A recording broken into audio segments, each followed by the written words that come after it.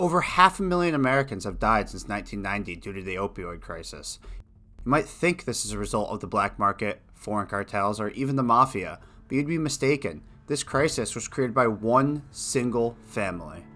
And now our family approaches another holiday season without my son. This family has been synonymous with philanthropy through the mid-20th century until the early 21st century. They were icons of generosity. Their name adorned the walls of cultural giants, like the world-famous Metropolitan Museum of Art in New York, the Guggenheim Museum, and the American Museum of Natural History, even gracing programs and building titles at top universities like Yale and Harvard. They committed hundreds of millions of dollars towards the progress of science, art, and education. They were truly a shining example of the American elite. They were part of all the important social circles, had friends in all the right places, and were generally known as billionaires that did well for themselves and their community. Behind the curtains was a grim reality. Through their company, Purdue Pharma, the family launched one of the most controversial, overused, and abused drugs, OxyContin. Their facade began to crack as facts started to emerge around this ruthless drug. Journalists, judges, prosecutors all tried to expose this web of deception. The family name, once a badge of honor and prestige, began to crumble. Addiction is the industry for Purdue Pharma. This is the story of one of the most grotesque rise to riches in American history. A saga of ambition, deceit, and most of all, greed. Meet the Sacklers.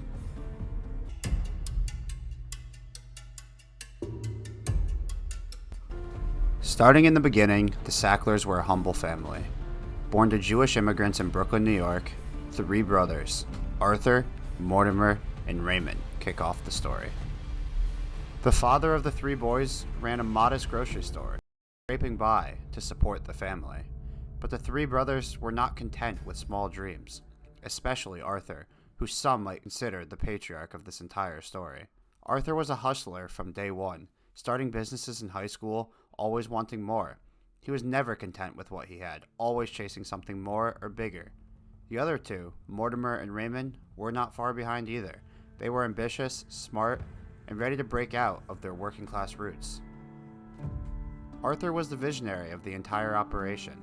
After training as a doctor, he saw a gold mine in the post-World War II pharmaceutical boom. In the 1940s, he joined the tiny ad agency called William Douglas McAdams and flipped the script on how drugs were sold and marketed. He didn't just sell pills, he pushed whole new lifestyles.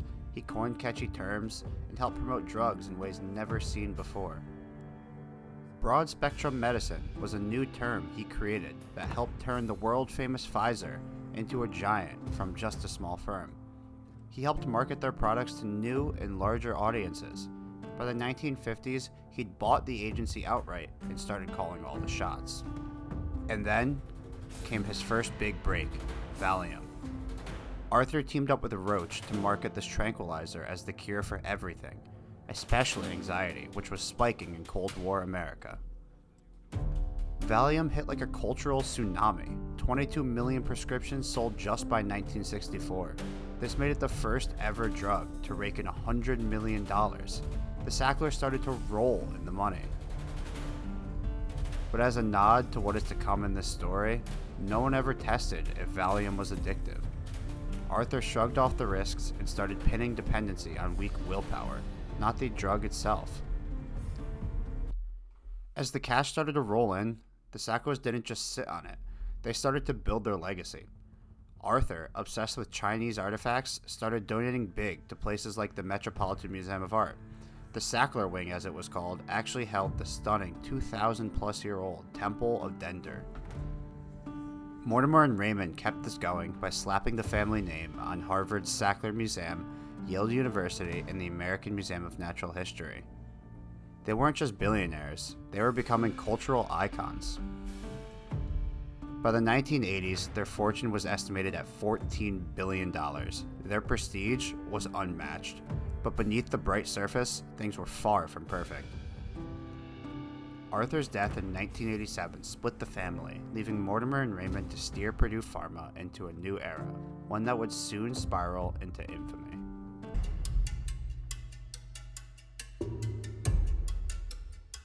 The Sacklers' thirst for always wanting more wasn't quenched with advertising and philanthropy. Their next goal was an ambitious one: direct control over the drugs that they marketed. In 1952, the family made a pivotal move. All three brothers, Arthur, Mortimer, and Raymond, used the wealth from Arthur's advertising empire to purchase Purdue Frederick, which, at the time, was a small, privately held pharmaceutical company based out of New York.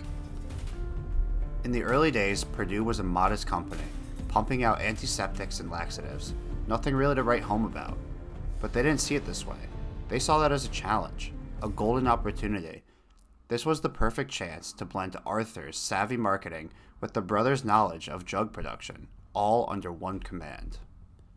And one thing of importance that never changed all the way up until present was Purdue Frederick was privately owned, operated like a family empire, no annoying shareholders or other outside unnecessary scrutiny. Their secrecy would soon end up becoming their superpower.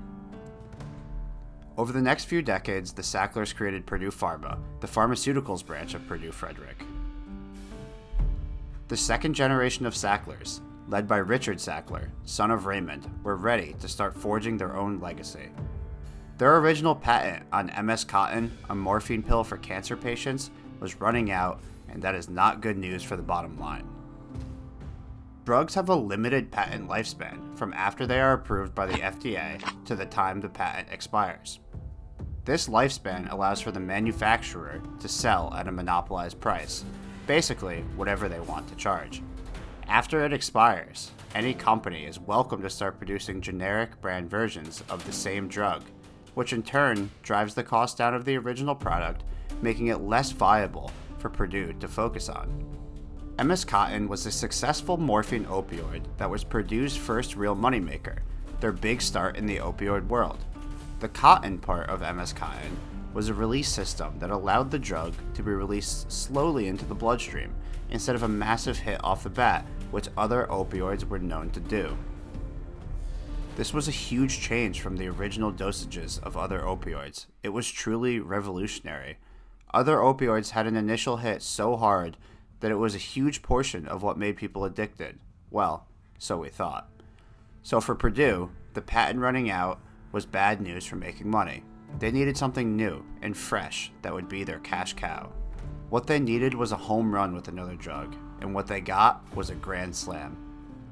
Richard took the helm of the project. Take oxycodone, an already powerful opioid, and wrap it in their patented cotton slow-release system, and thus was born Oxycontin. Self-proclaimed revolutionary opioid was said to help any type of ailing American with their pains, and not just for cancer patients as MS Cotton was once labeled. Oxycontin was for everything. Backaches, arthritis, toothaches, you name it. They claimed it was non-addictive compared to other opioids, a miracle of the modern world.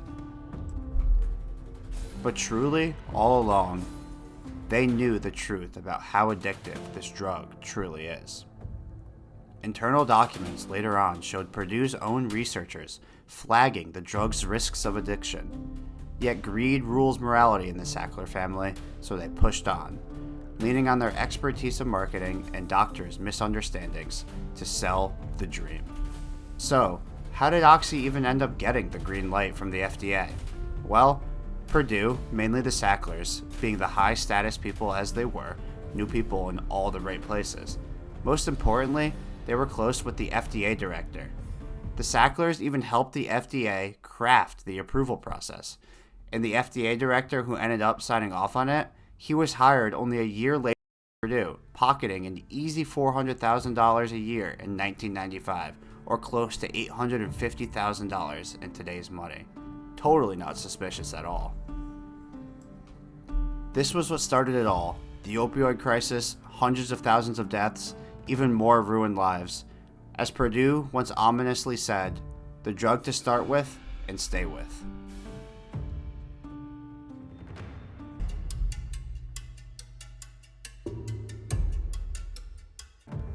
Here's the vision.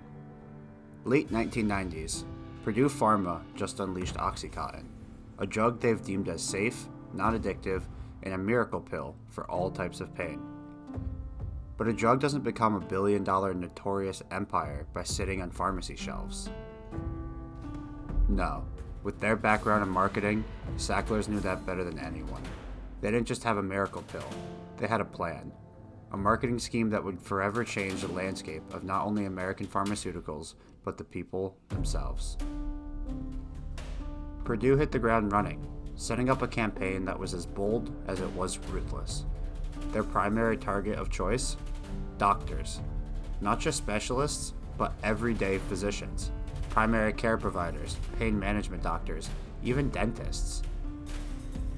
They built an army that consisted of over 700 sales reps, each one armed with a killer pitch, that OxyContin's slow-release cotton system made it nearly impossible to abuse.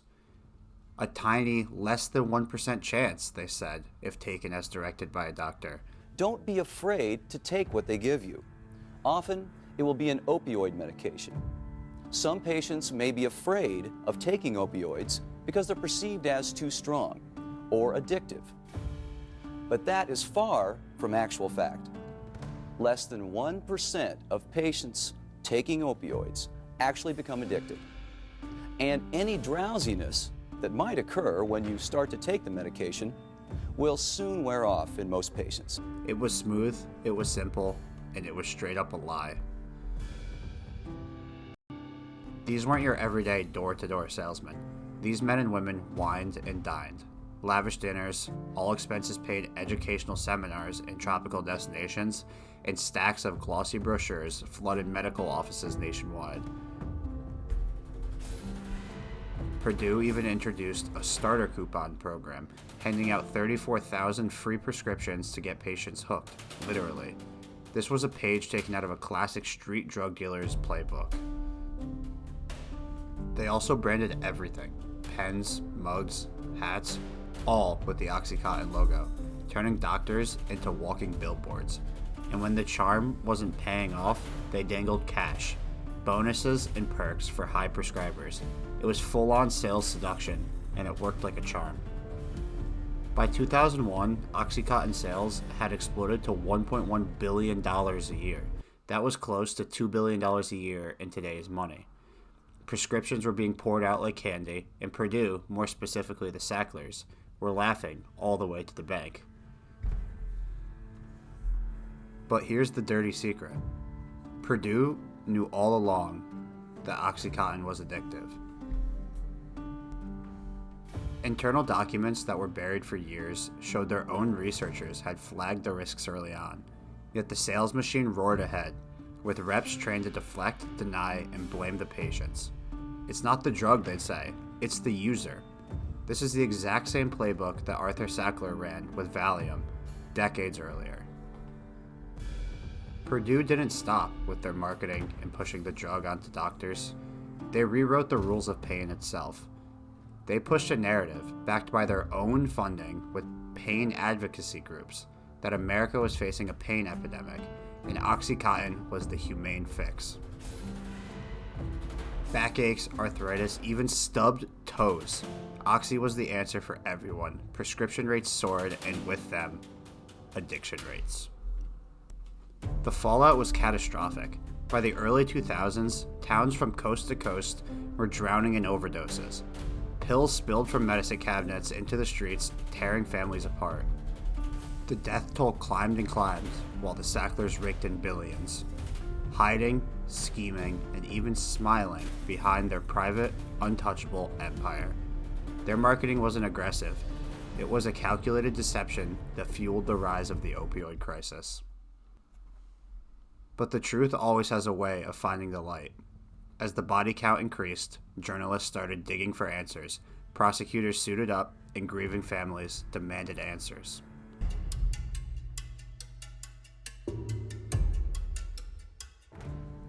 By the early 2000s, America was coming apart at the seams.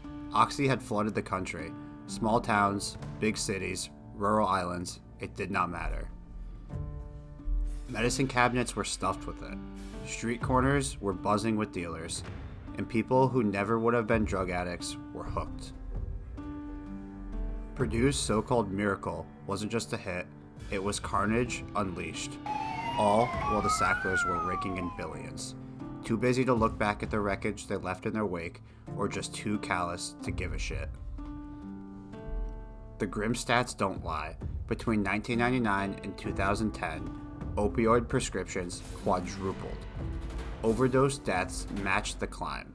By 2010, prescription opioids like Oxy were claiming over 16,000 lives a year, overtaking heroin and cocaine combined. Funeral homes couldn't keep up. It was like nothing the United States had ever seen before. Pills cost less than a beer, prescribed for anything at all. A sore back, a big scrape, a bad day. Most people knew someone who either was affected directly or knew of someone who died from this sweeping crisis. But it wasn't just a crisis. This was carnage. On the ground, this is how it went. For example, Tommy, a 17-year-old from Appalachia, blows out his shoulder playing football. Doctor goes and hands him Oxycontin, saying, "It is as safe as can be. Purdue's go-to line, word for word." 6 months later, Tommy is pawning his Xbox for more, and only a year later, his dad is picking out his coffin. This is not a real example, but it is like countless other examples that did actually happen. This also isn't a sob story. This is the true data in flesh and blood. The CDC did the numbers later on, and 1 in 10 Oxy prescriptions led to long-term use. Addiction wasn't a fluke, it was the plan. All the while, the Sacklers' plan? Stone cold denial. There's nothing that I can find that I would have done differently. Emails uncovered years later proved they knew Oxycontin was a loaded gun from day one. This didn't stop them. Their own researchers sounded alarms, but the sales never stopped. If anything, all they did was double, triple, quadruple down on their claims and marketing tactics. When the death toll soared, Richard Sackler trashed addicts as scum in private memos, blaming reckless users. Purdue's reps didn't falter. They kept singing less than 1% addiction rate, a fairy tale that the morgues couldn't back up. It was Arthur Sackler's old Valium hustle reborn. Deny, dodge, pocket the profits. Just this time, the stakes and consequences were much higher. Purdue played dirty. As mentioned before, they funded pain advocacy groups, slick fronts with do-good names, to peddle the myth that the crisis was exaggerated. American Pain Foundation, the American Academy of Pain Medicine, and the Pain Care Foundation, all fake groups created and funded by the Sacklers, just to push agendas onto the public. When famous reporters like Barry Meyer started to sniff around, the Sacklers sicked their high-end lawyers on him, burying the truth in paperwork. The Sacklers' aim was to point the finger anywhere. Patients, doctors, fate, just not at the drug.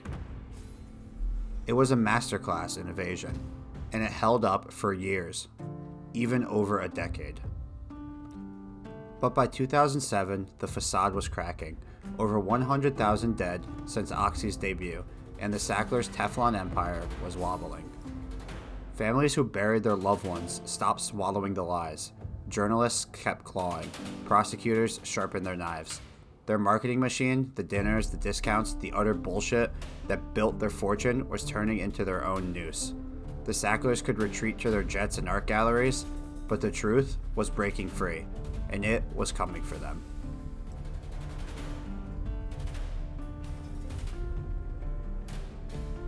The Sacklers built an empire on Oxycontin, but empires fall, and the Sacklers' collapse has been loud.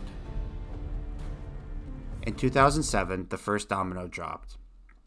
Purdue Frederick, in particular, instead of Purdue Pharma, pleaded guilty to misbranding Oxycontin, admitting that they had downplayed its addictiveness to doctors and patients.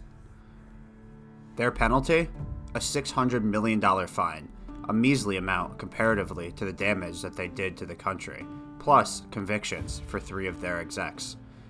The Sacklers did not hold a position in the company's leadership at this time, nor will they ever again. But the Sacklers, amidst this mess, they walked away fine, unscathed, their hands clean, and their bank accounts still overflowing. It was a warning shot that they ignored. By 2019, the heat was unbearable. Lawsuits from states, cities, and grieving families stacked up, all blaming Purdue, and more importantly, the Sacklers, in name, for the opioid epidemic's death count. Purdue's response was straight out of the billionaire's playbook: file for bankruptcy. It was a shield to stall the lawsuits, paired with a $4.3 billion settlement offer that promised payouts if the Sackler family got immunity. Victims called it a joke. $4.3 billion from a family worth 10 times that? Still, it nearly worked until the high courts got involved. In June 2024, the justices tore apart a revised $6 billion deal. The sticking point? The Sacklers wanted protection from future lawsuits without even declaring personal bankruptcy. The court said, "Not so fast. Bankruptcy doesn't mean you get to dodge everything." The ruling sent shockwaves, shoving the case back to square one and leaving the Sacklers exposed. But as of January 2025, the latest chapter of this story unfolded: a $7.4 billion settlement. Purdue would pay $900 million up front, while the Sacklers pledged $6.5 billion over 15 years. The catch? This deal didn't blanket them in immunity like before. States and victims could still all sue. And get this, the agreement even carved out up to $800 million for the Sacklers to fund their legal defense. They're paying to settle and paying to keep fighting. Classic Sackler move. Anyways, the reckoning of the Sackler family wasn't just in the courtrooms, it was in the streets and galleries too. Nan Golden is a photographer who had kicked Oxy herself.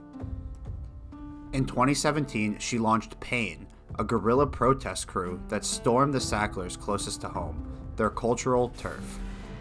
They hit the Met, the Guggenheim, even the Louvre, staging die-ins, tossing pill bottles, fake scripts, and shouting, "Shame on Sackler." Their demand for these institutions was clear: cut ties with the family's dirty money. And it worked. By 2019, the Met swore off Sackler donations. This was a huge blow to the family's ego and social standing. By 2021, Harvard, the Tate, and others had erased the name from their buildings. The Sacklers, who'd spent decades buying prestige, watched their legacy turn toxic. The numbers tell the real story, though. Since OxyContin's debut, over 700,000 Americans have died from opioid overdoses, a death toll that dwarfs most wars. The $7.4 billion might fund treatment or prevention, but it's a band-aid on a gaping wound. And the Sacklers, still billionaires, their fortune tucked away offshore, beyond reach. For now. As of March 2025, that $7.4 billion deal hangs in limbo, waiting court approval. Some states are in, some are out, and the victim families are torn. Take the money for recovery or hold out for handcuffs. The endgame's unclear, but one thing isn't. The Sackler name, once carved in marble, is now scratched out. Money can buy a lot, but it can't buy back a reputation this stained. The opioid crisis that they helped ignite still burns, and until accountability catches up, the reckoning and the healing remains unfinished.